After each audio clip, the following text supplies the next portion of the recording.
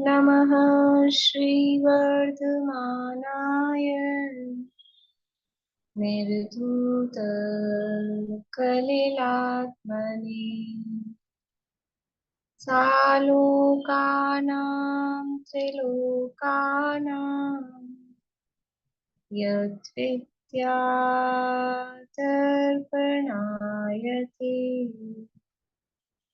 यद्विद्यादर्पणायते सकल पापमल प्रक्षालक श्रीवर्धमान को करुणमन लोकालोक प्रकाशित करन जिनकी विद्या है दर्पण जिनकी विद्या है दर्पण।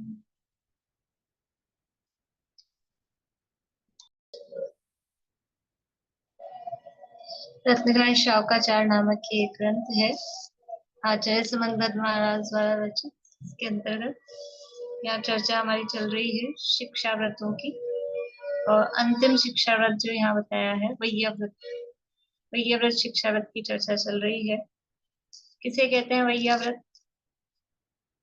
यहाँ श्लोक में वैयाव्रत शिक्षा व्रत किसे कहा गया है?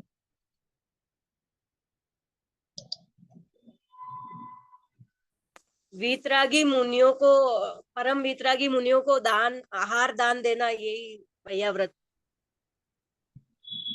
ठीक है, और कुछ इसमें जोड़ना है?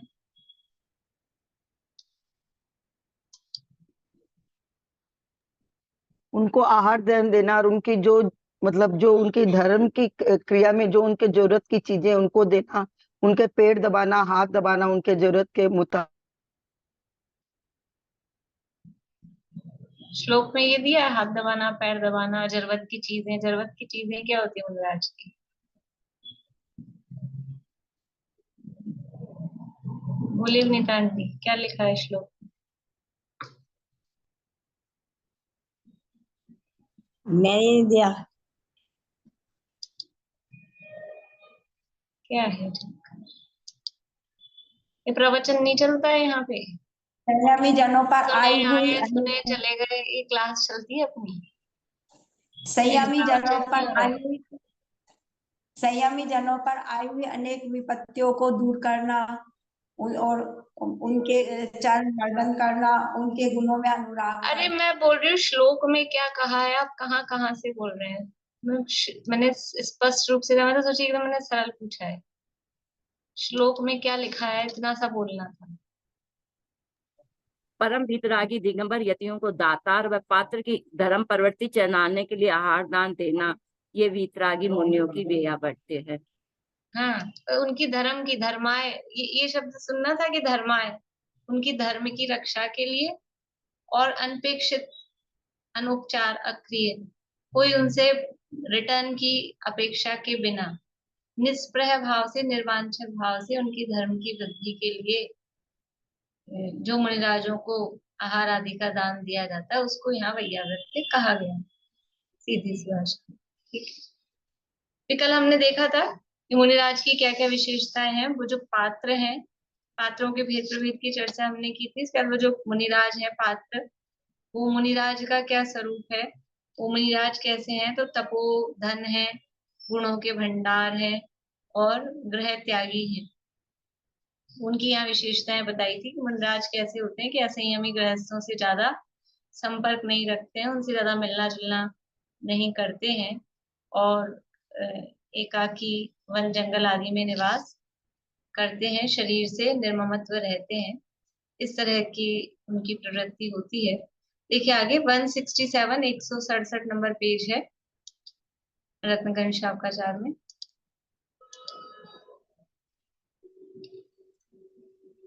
श्लोक का पाठ कर लेते हैं एक बार।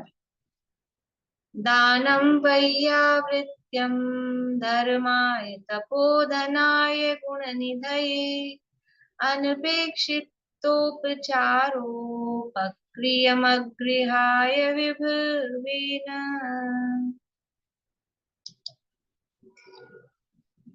कैसे हैं दिगंबर साधु? ये कल अपन ने पढ़ा था, यहीं से पढ़ लेते हैं। यद्यपि शरीर से अत्यंत निर्ममत्व है, तो भी शरीर को रत्नत्रय का सहकारी कारण जानकर रस नीरस कड़ा नरम आहार लेकर रत्नत्रय की साधना करते हुए धर्म के लिए, कर्मों के नाश के लिए इस कृतघ्न देह की रक्षा करते हैं। वे विचार करते हैं, यदि यह शरीर असंयम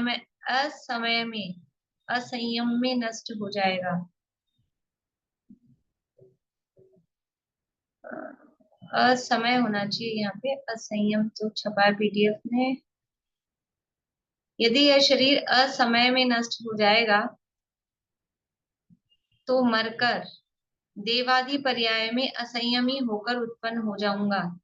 वहां असंख्यात काल तक असंयमी रहते हुए कर्म का बंध करूंगा। अतः आहार आदि का त्याग करके इस मनुष्य पर्याय के शरीर को मार दिया तो भी कर्ममय कार्मण शरीर तो नहीं मरेगा। इस देह को मार दिया तो नया अन्य शरीर धारण कर लूंगा। इसलिए इन समस्त शरीरों को उत्पन्न करने का बीज जो कार्मण शरीर है, उसे मारने नष्ट करने का यत्न करता हूँ। देखो मुनिराज क्यों आहार ले रहे हैं, ये इस मतलब प्रश्न अगर ऐसा पूछा जाए, मुनिराज आहार क्यों लेते हैं, किस विचार पूर्वक वो आहार लेते हैं, तो वो इस देह की रक्षा के लिए आहार लेते हैं। क्यों देह की रक्षा क्यों करते हैं? कि यदि असमय में ही, अभी आयु पूरी हुई नहीं है, शरीर की समल्य स्थिति पूरी हुई नहीं है और आहार नहीं किया, भोजन नहीं लिया, तो क्या होता है भाई, ये निमित्त नैमित्तिक संबंध है। यद्यपि ये बात सही नहीं है कि भोजन से जीवन चलता है, ये बात सही नहीं है। मैं समझ रहा था अब तक प्रभु भोजन से जीवन चलता है, भोजन बिन नरकों में जीवन, भरपेट मनुज क्यों मरता है। तो भोजन करने से जीवन चलता है ये नियम नहीं है, लेकिन फिर भी जीवन चलाने में भोजन का निमित्त रहता है। भोजन करते करते भी जीव मरते हैं, बिना भोजन के भी नरकों में जिंदा रहते हैं, वो बात है। लेकिन फिर भी यहाँ मनुष्य तिर्यंच पर्याय में निमित्त नैमित्तिक संबंध ऐसा है भोजन के साथ में। तो यदि भोजन नहीं किया तो वो भोजन के अभाव में हो सकता है कि मरण हो जाए। तो यदि असमय में ही ये मरण हो गया तो देव में उत्पन्न तो हो जाऊंगा, लेकिन यहाँ तो है छठे सातवें गुणस्थान वर्ती संयमी, और देव में उत्पन्न हो गए तो भी ज्यादा से ज्यादा कौन से गुणस्थान में रह पाएंगे, कि चौथे गुणस्थान में। और चौथे गुणस्थान वाले नियम से असंयमी होते हैं। संयम होता है छठे सातवें गुणस्थान में, पांचवे में संयम असंयम है। तो अभी यहाँ संयम में रहना अच्छा है कि देव में जाके असंयमी होना वो अच्छा है? कि संयम में रहना ये ऊंची क्लास है, संयम में रहना छठा सातवां गुणस्थान है, और वहां जाके जा सदा चौथा हो रहा है। तो जबरदस्ती चला के ही अपने को क्लास नीचे गिराना, गुणस्थान नीचे हो जाए, ये कहाँ की समझदारी है। इसलिए यदि असमय में ही मर गया तो देव में उत्पन्न होकर भी असंयमी रहूंगा, और फिर देवों में सागरों तक असंयमी रहूंगा, और असंयमी रहूंगा। अच्छा, कर्मों का आश्रव चौथे गुणस्थान वाले की ज्यादा होगा कि छठे सातवें गुणस्थान वालों के ज्यादा होगा, कि किसी के कुछ भी हो सकता है? चौथे वाले के ज्यादा होगा, निश्चित है, नियम है, नियम ही है। चौथे गुणस्थान वाला कुछ भी कर रहा हो, आत्मा के ध्यान में भी बैठा हो तो भी, और मुनिराज आहार ले रहे हैं तो भी, आहार लेते हुए मुनिराज से आत्मा के ध्यान करते समय वाले जो चौथे गुणस्थान वाला है, तो भी उन मुनिराज के आश्रव कम है, कर्मों का बंध कम है, नियम ही ऐसा है। तो वहां देव में जाके चौथे गुणस्थान में रहूंगा तो सागरों के पर्यंत तक ज्यादा आश्रव करूंगा, और यहाँ जितना मैक्सिमम मैं छठे सातवें गुणस्थान में रह सकता हूँ तो आश्रव कम होगा, छठे सातवें गुणस्थान योग्य उतना ही होगा। इसलिए क्या अच्छा है, देखो पूरे क्या बोलते हैं, हिसाब किताब लगाना, मतलब बनिया बुद्धि कि क्या अपने लिए लाभप्रद है।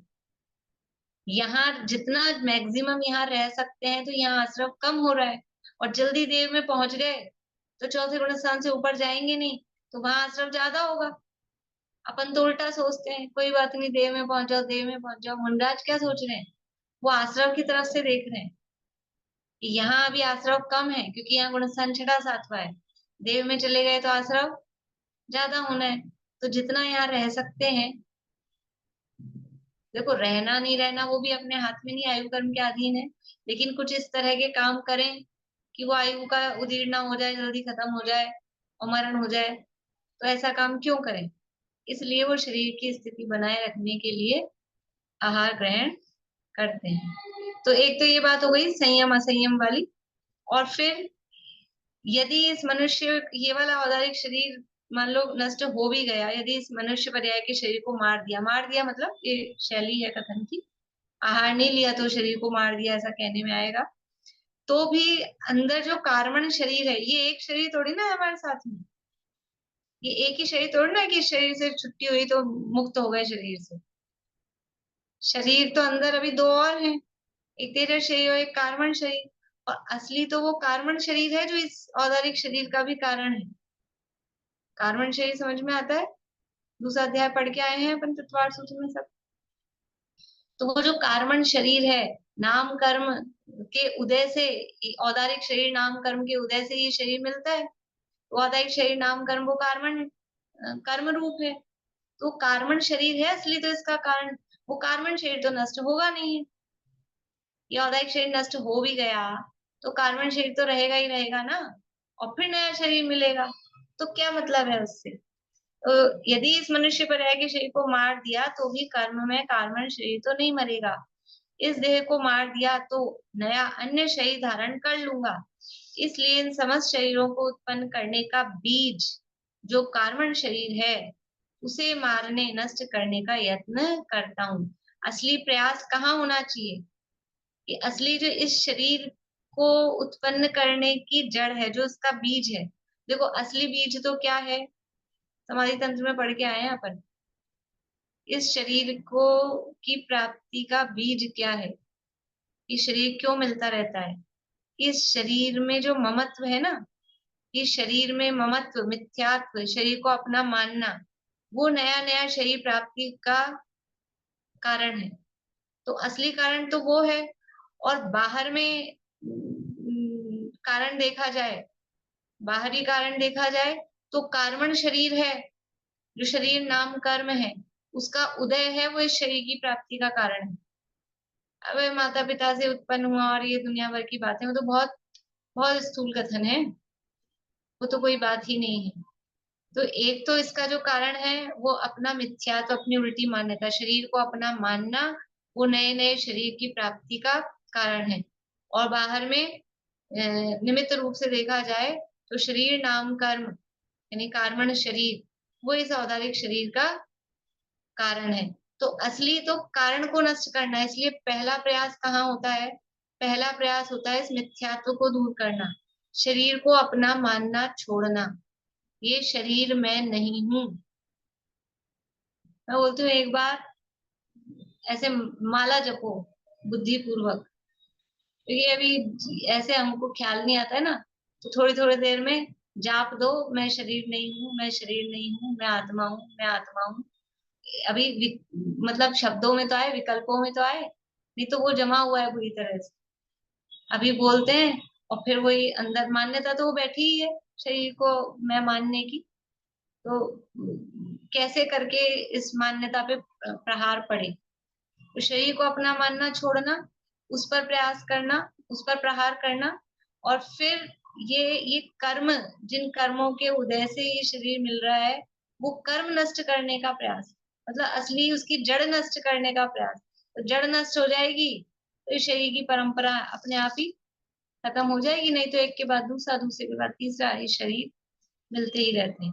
तो मुनिराज ये विचार करते हैं, देखो आहार लेने के पीछे कितना कैसा गहरा कारण बता रहे हैं, कि ऐसा नहीं है कि शरीर तो मैं हूं नहीं, मैं तो शरीर से भिन्न हूं इसलिए आहार ही नहीं लेना। कि आहार नहीं लोगे तो भी क्या ये शरीर नष्ट हो जाएगा, दूसरा मिलेगा, ऐसा नहीं है कि शरीर मिलना बंद हो जाएगा। तो इसलिए जब तक ये शरीर की स्थिति है तब तक यथा योग्य पर ऐसा नहीं करना कि शरीर के लिए कुछ भी अथवा तथवा कुछ भी खाया, कुछ भी पिया, भक्ष्य अभक्ष्य, दिन देखा ना रात देखा ना, ऐसा नहीं।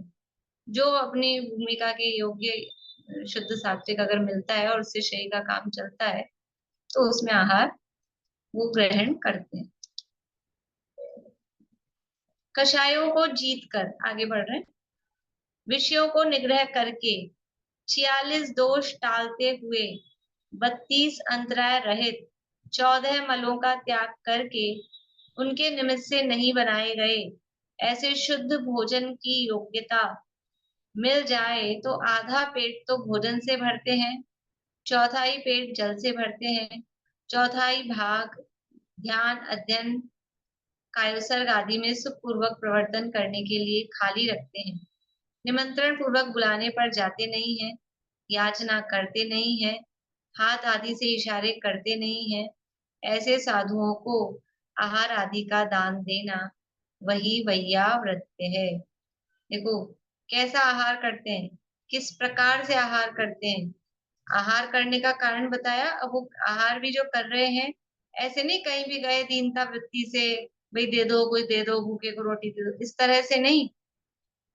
किस तरह से आहार लेते हैं, 9 बार भक्ति करे, नवदा भक्ति पूर्वक कोई आकर दे तो लेंगे। मतलब इतनी उनके आहार के प्रति विरक्ति है कि उनकी शर्तों मतलब वो नवदा भक्ति करके और उनकी प्रतिज्ञा पूरी होकर अगर आहार मिलता है तो करते हैं, अदरवाइज नहीं करते। इसलिए कषायों को जीत कर, कषाय रहेगी, मान कषाय रहेगी, लोक कषाय रहेगी, तो फिर नहीं। कषायों को जीत कर विषयों को निग्रह करके कि कोई रसना इंद्रिय का, स्पर्शन इंद्रिय का, इस तरह का कोई विषय मिले उनका निग्रह करके 46 दोष टालते हुए 32 अंतराय और 14 मल। ये जो भी मुनिचर्या के ग्रंथ है, मूलाचार वगैरह उनमें दिए हुए हैं डिटेल में।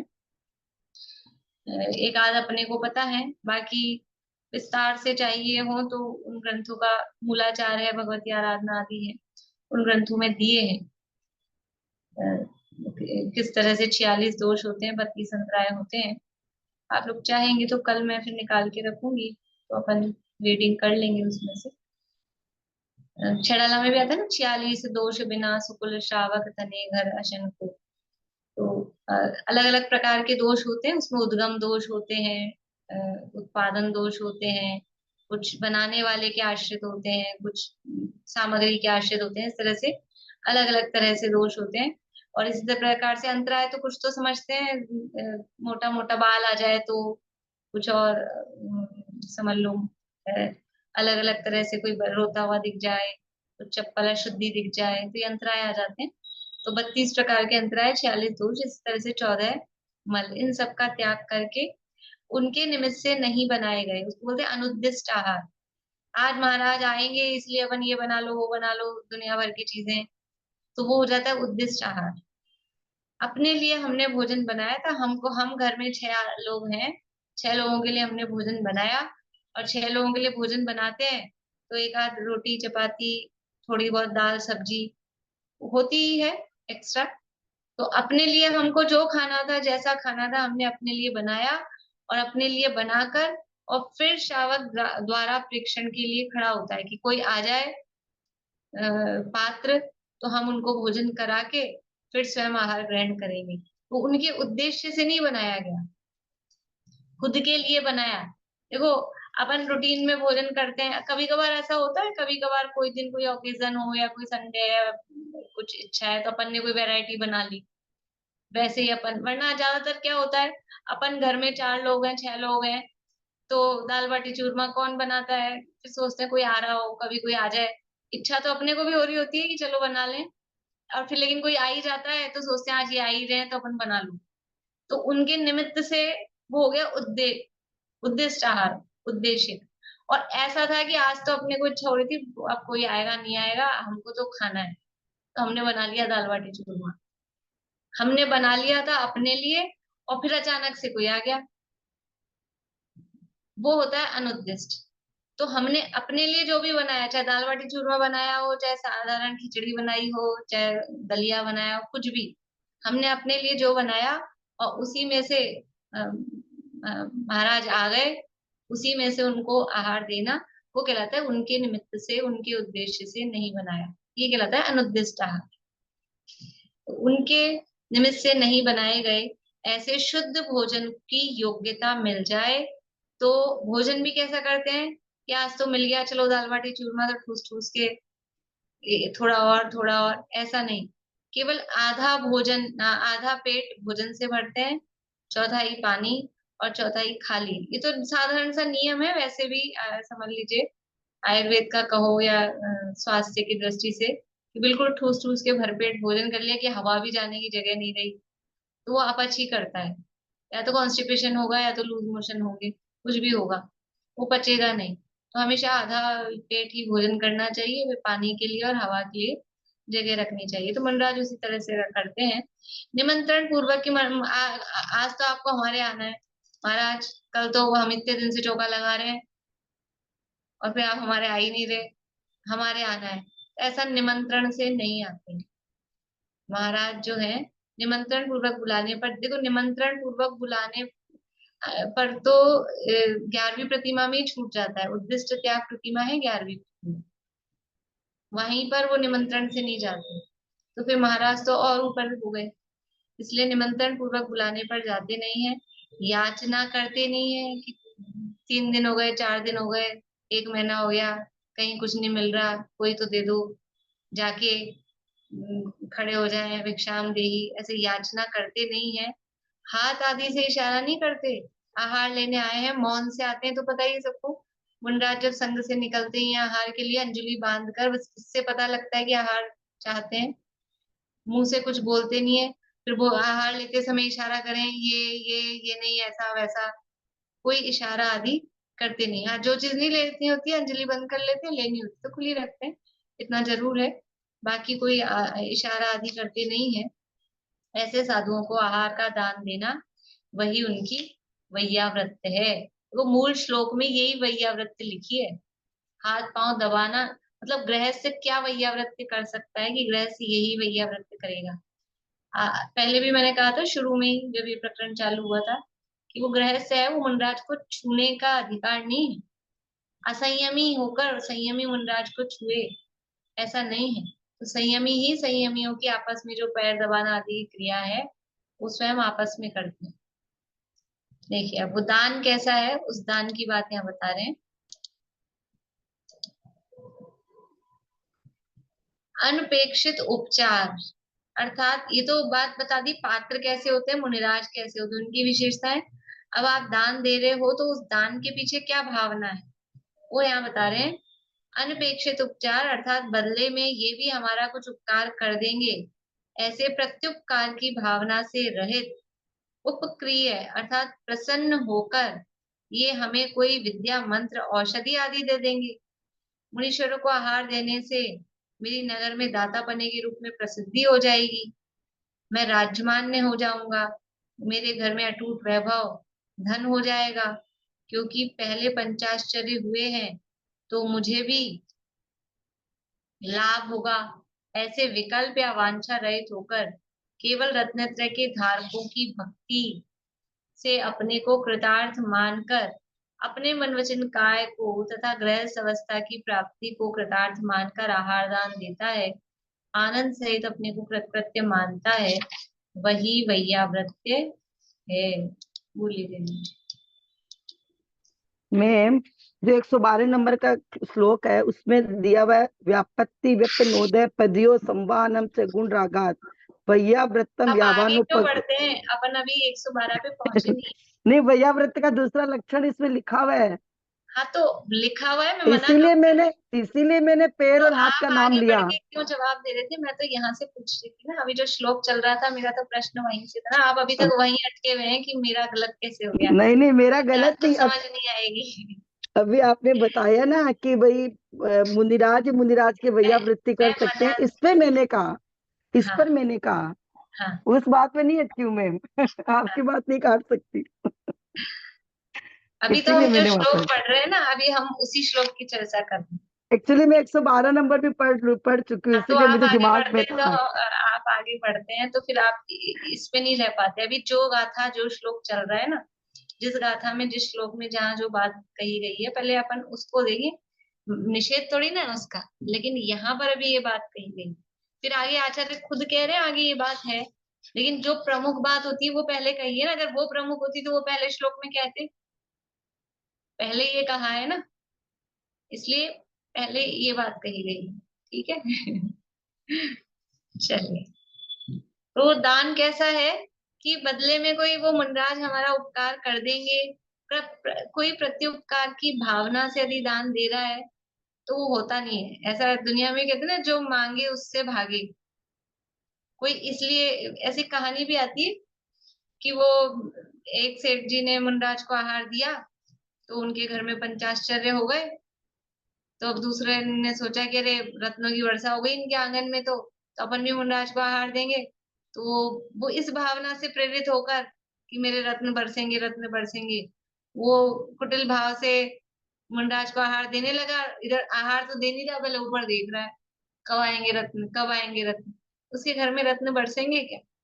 मेरे घर में तो पत्थर बरसेंगे। फिर ऐसे जो कुटिल भावना रखेगा, तो ऐसा कोई किसी भी तरह से कोई धन आदि की, कोई मान सम्मान की, किसी भी तरह से इस तरह की कोई भावना, किसी भी तरह से वो काम आ जाएंगे। कोई मंत्र दे देंगे, कोई रिद्धि दे देंगे, कोई विद्या प्रदान कर देंगे, कोई सिर पे पीछे लगा देंगे तो हमारा तो पता नहीं क्या हो जाएगा।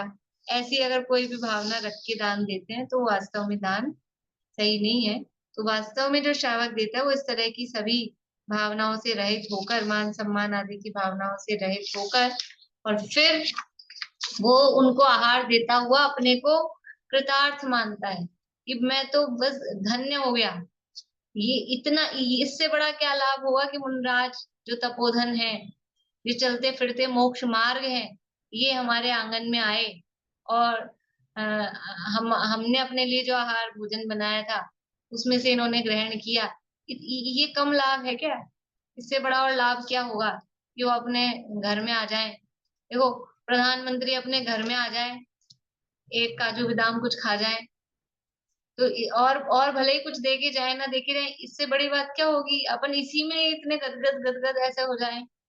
प्रधानमंत्री क्या, छोटा मोटा कोई एक्टर आ जाए ना, छोटा मोटा टीवी कलाकार, बड़ा फिल्म स्टार नहीं, सेलिब्रिटी नहीं, टीवी वाले ही, तो ही हम ऐसे गदगद हो जाए। वो 1 रुपया पैसा ढेला कुछ नहीं देके जाए, तो भी हमको ऐसे लगता है अंदर ही अंदर ये तो मुनराज है, ये तो चलते फिरते मोक्ष मार्ग है, ये हमारे घर में आके और आहार लेते हैं। इससे बड़ी समझ लीजिए उसके लिए प्रसन्नता की बात नहीं है। अब संयमी जनों की वैयावृत्ति के और भी कार्य हैं। अब और भी कार्य हैं, ये तो भी साइड कार्य बता रहे हैं, है ना। और भी कार्य हैं, ये साइड के काम है। असली काम क्या है वैयावृत्ति का?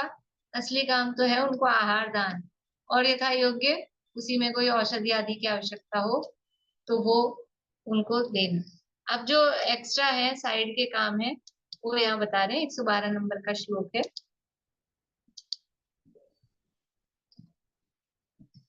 श्लोक पढ़ते हैं। बोलिएगा पीछे।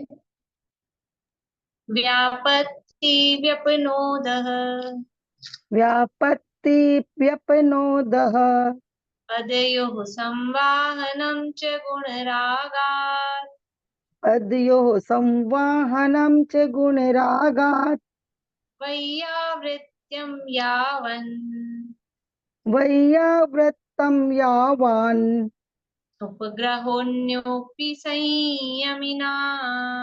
उपग्रहो अन्योऽपि संयमिनाम्। थोड़ा साइलेंट है। वैयावृत्यं यावन् उपग्रहोऽन्योऽपि संयमिनाम्।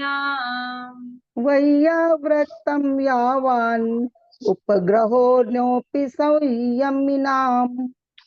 देखिए, व्यापत्तिः, व्यापत्तिः है शब्द, व्यापत्तिः व्यपनोदः पदयोः संवाहनं च गुणरागात्।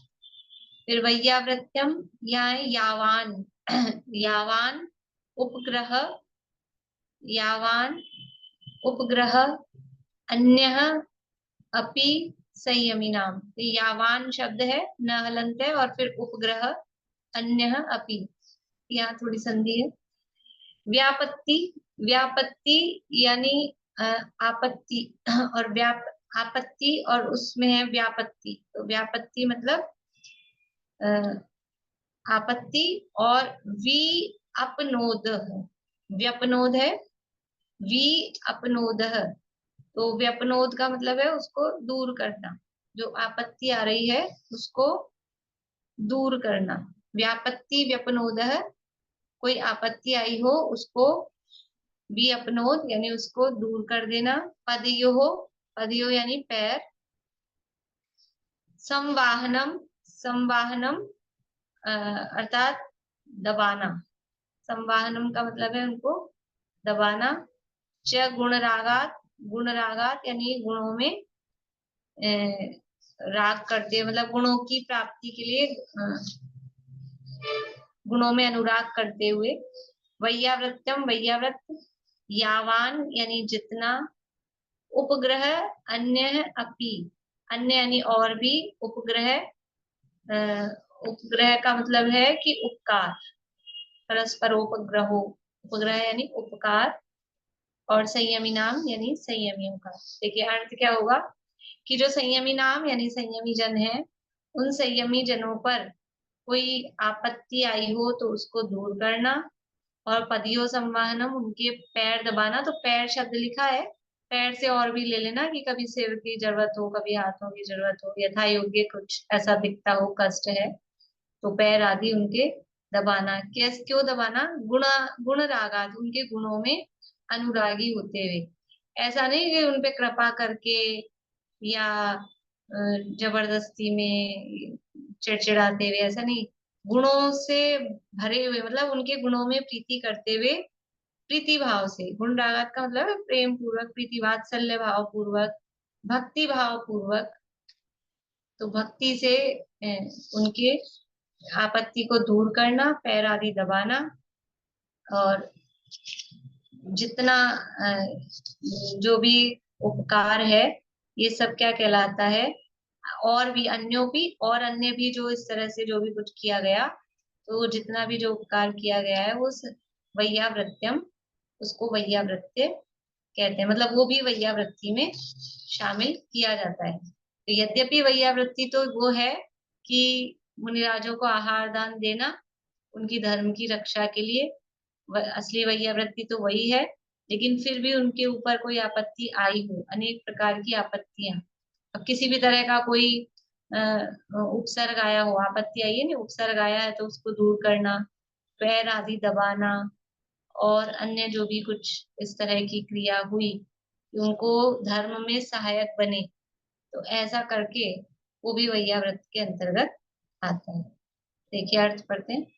संयमी जनों पर आई हुई अनेक प्रकार की आपत्तियों को दूर कर देना, उनके चरण मर्दन करना तथा उनके गुणों में अनुराग करके आवश्यकता अनुसार कार्य कर देना, वह वैयावृत्य है। पढ़ते हैं श्लोक एक बार और। आभा जी आप पढ़िएगा। व्यापत्ति व्यपनोदः व्यापत्तिव्यपनोद पदयोः व्यापत्ति संवाहनं च गुणरागात् पदयोः संवाहनं च गुणरागात् वैयावृत्यं यावन् वैयावृतं यावन् उपग्रहोऽन्योऽपि संयमिनाम्। उपग्रहोऽन्योऽपि संयमिनाम्। देखिए भावार्थ। साधुओं के ऊपर किसी देव, मनुष्य, तिर्यंच या चेतन द्वारा उपसर्ग किया गया हो तो अपनी शक्ति प्रमाण उसे दूर कर देना चाहिए। चोर, भील, दुष्ट आदि द्वारा रास्ते में कहीं कष्ट पहुंचाया हो जिससे उन वनराज के परिणाम क्लेशित हो गए हो तो उन्हें धैर्य धारण कराना। रास्ते में चलने से थक गए हों तो उनके पैर मर्दन करना। रोगी हों तो जैसे उनका संयम मलिन न हो वैसे यत्नाचार से आसन, शय्या, वस्तिका, निवास ठीक करना। यत्नाचार पूर्वक ही उठाना, बैठाना, शयन कराना, निहार कराना। यदि अबुद्धि पूर्वक मल मूत्रादि अयोग्य स्थान पर या वस्तिका में हो गया हो तो यत्न पूर्वक ही उठाकर उचित स्थान पर फेंक देना। कफ नासिका मल आदि को पहुंचना, उठाकर अवरुद्ध स्थान में फेंक देना। आहार औषधि आदि यदि संयमी को देने योग्य अपने पास हो तो उन्हें उचित अवसर में देकर वेदना दूर कर देना। काल के योग्य बाधा रहित वस्तु का देना। यदि वेदना से चित्त चलायमान हो गया हो तो उपदेश देकर चित्त को थामना, धर्म कथा करना, अनुकूल प्रवर्तना, गुणों का स्तवन करना। इस प्रकार संयमियों के गुणों में अनुराग करके जितना भी उपकार करना है वह सब वैयावृत्य है। देखो क्या कह रहे हैं। अब ये चर्चा किसकी चल रही है? चर्चा चल रही है शिक्षाव्रतों की। शिक्षाव्रत किसके होते हैं? गृहस्थ के कि मुनिराज के? गृहस्थ के होते हैं। तो ये गृहस्थ के कामों की चर्चा, गृहस्थ के व्रतों की चर्चा चल रही है। अब वो गृहस्थ होकर भी क्या बात कर रहे हैं कि मुनिराज के यदि कोई परिणाम क्लेशित हो गए हों तो उनको धैर्य धारण कराना, ये बात कह रहे। तो देखो मुनिराज भी हैं तो कदाचित ऐसा हो सकता है कि उनको भी किसी परिस्थिति में, तो कह रहे कोई चोर भील दुष्ट आदि रास्ते में उन्होंने परेशान किया हो तो यथा योग्य अपनी भूमिका के अनुसार एक कषाय चौकड़ी जन उनको भय आकुलता हो सकती है। ऐसा नहीं मुनिराज है तो बिल्कुल मान लो शेर दिख जाए तो एक कषाय जन ने उनको संबंधी या कोई भील आदि उन्होंने परेशान किया हो, बांध दिया हो, करा हो, फिर उसके बाद छोड़ा हो, तो इस तरह की कोई परिस्थिति हो सकती है। तो उनको धैर्य धारण कराना। और रोगी आदि हैं तो जबरदस्ती वैयावृत्य करने की बात नहीं कही कि रोज जाके पैर दबाना अच्छे भले, ऐसा नहीं लिख रहा है। यदि लग रहा है कि बहुत विहार करके आए हैं, थक गए होंगे, तो उनके थोड़ा उनको आराम मिले जिससे कि वे रिलैक्स हो जाएं, ऐसा। या फिर रोगी हैं तो रोगी है तो उनके योग्य, एक एक शब्द देखे आप, उनका संयम मलिन न हो वैसे ही इतना चार से कि उनके योग्य घास फूस जो सूखी घास वगैरह आती, मतलब उनको पत्थर पे लेटने में जमीन पे कष्ट हो रहा है, रोगी स्थिति है, तो ऐसे भले ही हम जमीन पे लेट जाएं लेकिन जब तबीयत ठीक नहीं होती है तो वो जमीन पे और कष्टदायक लगता है। तो वो थोड़ा उसका संस्तर बनाया जाता है, बिस्तर कहो उसको, आसन कहो, सूखी घास वगैरह आदि का, पुलाल पलाल क्या बोलते हैं, चावल वगैरह के धान जो होते हैं। तो उन मतलब ऐसा नहीं कि हरी घास लिया है, कुछ भी लिया है, गद्दा ही लिया है, ऐसा नहीं। उनके संयम बना रहे उस तरह से उनका बस्तिका वगैरह बनाना, उनका शैया की व्यवस्था करना और उनको उठाना बैठाना। इतने बीमार हो गए हैं तो कफ आदि का विसर्जन करना है, मलमूत्र ऐसे ही हो गए हुए हैं, कैसी भी परिस्थिति हो सकती है ना, शरीर ही तो है, औदारिक शरीर ही तो है। तो यदि कोई इस तरह की परिस्थिति हो गई है तो वहां साफ सफाई कर देना यत्नाचा, और वो भी ऐसा नहीं कुछ भी, वही बराबर मर्यादा पूर्वक, मतलब जीवों का ध्यान रखते हुए योग्य स्थान पर उनको फेंकना करना। और आहार औषधि आदि को भी उचित अवसर में देकर, ये शब्द दिया है उचित अवसर में, ऐसा नहीं अभी महाराज की तबीयत खराब हो रही है तो सुबह तो आहार हो गया था अभी फिर ला के दे दिया। दिन में एक बार लेना है तो जो भी दवा आदि देनी है, जो भी औषधि है, वो आहार के समय ही, तो वो ध्यान रखना कि उचित अवसर में, मतलब जब आहार के लिए वो जा रहे हो कि उनके लिए आहार की जैसी भी व्यवस्था हो तो खुद कह देना, शावकों को कह देना कि भाई इस तरह का कुछ बना के रखना, काढ़ा आदि, तबीयत महाराज की ठीक नहीं है। तो इस तरह से ये वेदना दूर करना और काल के योग्य बाधा रहित वस्तु का देना। वेदना से यदि चित्त चलायमान हो गया हो तो उपदेश देकर चित्त को थामना, धर्म कथा करना। देखो स्थितिकरण की आवश्यकता, यद्यपि बात है वैयावृत्ति की, लेकिन वैयावृत्ति भी स्थितिकरण है एक तरह का, तो उनके उपयोग उनका धर्म में लगा रहे। मुनिराजों का भी कितनी सावधानी की आवश्यकता है। मुनिराज हो गए इसका मतलब ऐसा नहीं कि चलायमान नहीं हो सकती, तो उनको भी आपस में परस्पर में स्थितिकरण के लिए, क्योंकि शरीर की वेदना आदि से स्खलन हो जाए, चित्त स्खलित हो जाए, ये मतलब बहुत कॉमन चीज है। इसलिए रोग की अवस्था में, इसलिए जो मिलने जाने की और ये जो परंपरा है ना, ये ऐसा नहीं है कि वो मिलने जाते हैं तो कुछ उसका उपयोग बदलता है रोगी का।